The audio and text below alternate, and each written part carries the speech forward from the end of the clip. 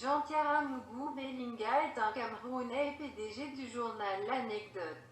Né dans une famille pauvre de la région du Cameroun Centre, il a traversé une longue carrière et est devenu plus tard un commerçant milliardaire prospère.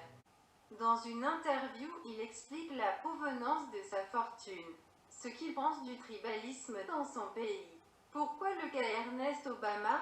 Que faire pour réussir dans la vie?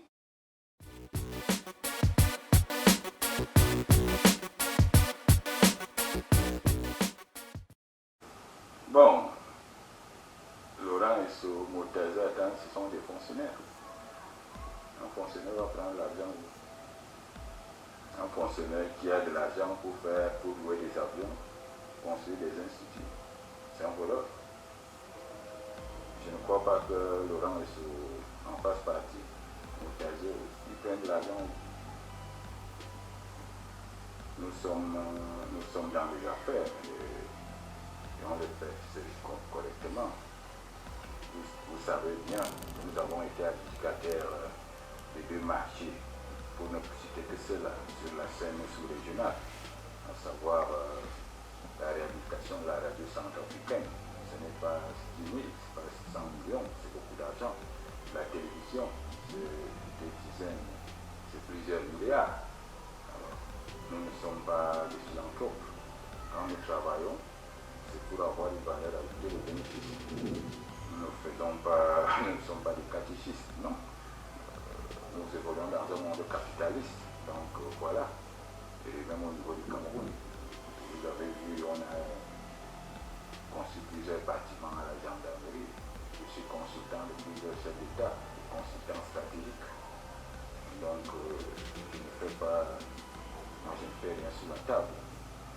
Vous en souvenez plusieurs fois, les chefs d'État envoient leur avion me chercher. Et si les chefs d'État traitent avec vous, ça veut dire que vous êtes sérieux. Et parce qu'avant de traiter avec vous, c'est refaire d'abord à votre chef d'État, c'est-à-dire celui du Cameroun. Si vous êtes un macro, si vous êtes un prébendier, si vous êtes un malhonnête, ils ne vous feront pas de cadeaux et vous paieront le prix élevé. Non, nous ne sommes pas des imposteurs au niveau des marchés. Nous faisons des marchés, nous faisons des prestations à tous les niveaux, dans les règles de l'art. Pour répondre à votre question, à une époque, on disait que l'anecdote appartenait à Exotique. Ce n'est plus Laurent et c'est Murtaza, ce n'est pas Murtaza, c'est Attendre. Je ne sais pas d'où on va s'arrêter. Non, ce sont des fonctionnaires. Ils ne peuvent même pas faire autant de dépenses que nous faisons. Ils ne peuvent pas supporter mon rythme de dépenses. Fut-il ministre d'État ou...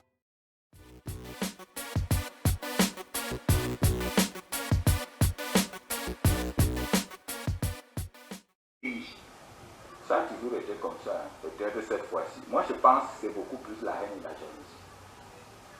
Au-delà du repli. Puisque nous vivons avec les Bassa, nous vivons avec les anglophones, on vit avec les Bamlékés, on vit avec les nordistes. Ils sont ici à Yaoundé. Les petits sont à Bouya. Ils travaillent là-bas. Même s'il y a l'insécurité, les sudistes sont à l'est, ceux qui sont à l'est sont au nord. Je pense qu'une certaine classe politique est venue distiller la haine. C'est la haine. La haine. La jalousie a atteint le paroxysme au Cameroun. Prenez votre véhicule, quand vous roulez, vous voyez seulement les gens qui passent, ils veulent seulement que tu viennes le frôler là pour qu'ils prennent le caillou. On est assommé.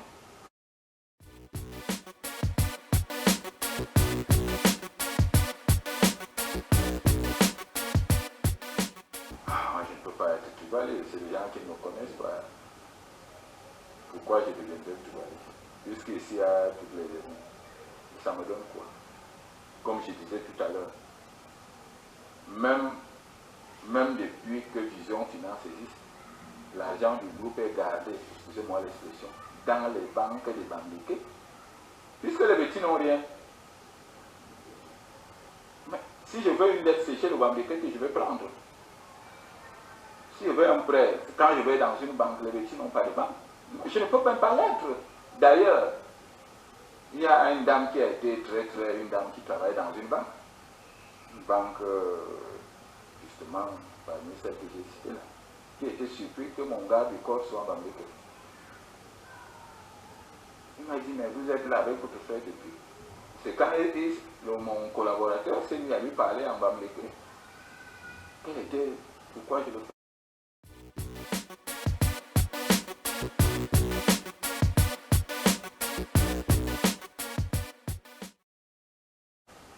Si vous êtes dans un farfelu à côté de moi, il est normal que dès que je me rends compte que de temps en temps, j'admets de passer.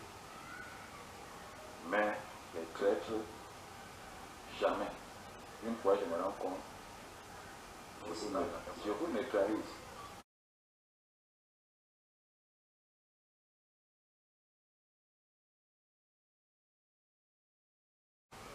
Les mercenaires là, de déstabiliser tout ce qui peut permettre au pays de pouvoir avancer. Il y a des gens comme ça. La plupart ceux qui ont pu quitter le pays dans des conditions soit de clandestine ou alors qui ont raté leur vie, ils pensent que tout leur malheur provient des institutions établies.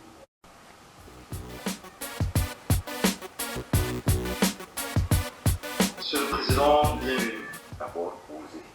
Le Cameroun a beaucoup d'opportunités. Comme le chef d'État l'a dit, ce n'est pas un slogan, c'est des opportunités. Il y a beaucoup d'opportunités. L'agriculture pour produire, l'élevage pour produire. Donc, ceux qui ont des diplômes, eux, ils ont l'avantage, comme je le disais lorsque j'avais fait la conférence à l'IAI, ils ont l'avantage qu'ils peuvent créer même une entreprise étant chez eux à la maison, parce que tout se fait maintenant par les TIC. Donc, ils ont ces avantages-là. Il faut qu'ils rêvent, il faut qu'ils travaillent, il faut qu'ils croient en eux-mêmes.